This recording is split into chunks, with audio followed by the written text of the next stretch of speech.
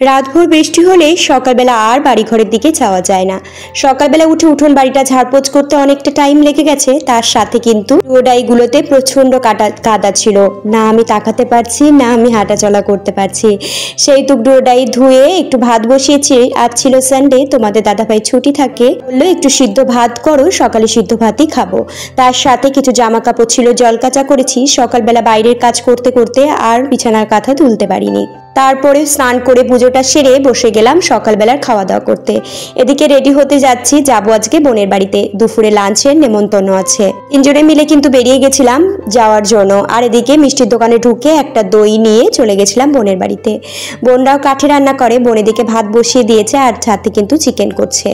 আমার ভাই পুলিশি সার্ভিস করে, মানে বোনের বর। ও বাড়িতে থাকলেও কিন্তু অনেকগুলো কাজ করে জানো, এই যে গরু ছাগল হাঁস মুরগি সব আছে, আমাদের বাড়িতে আর কিছুই নেই। তারপরে দুপুরবেলায় একসাথে সবাই মিলে লাঞ্চ করেছিলাম।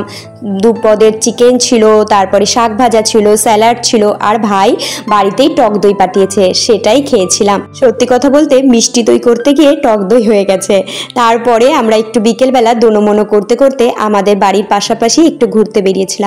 দারুণ সুন্দর পরিবেশ, অনেকক্ষণ টাইম কাটিয়েছিলাম, বেশ আনন্দও করেছিলাম সবাই মিলে। বোনের বাড়ির ওখানে একটা মেলা হচ্ছে, ওখানে গিয়ে বোনের জন্য দুটো ক্লিপ কিনেছিলাম আর কিনেছিলাম এই যে ঝুড়ি ঝাড়ি।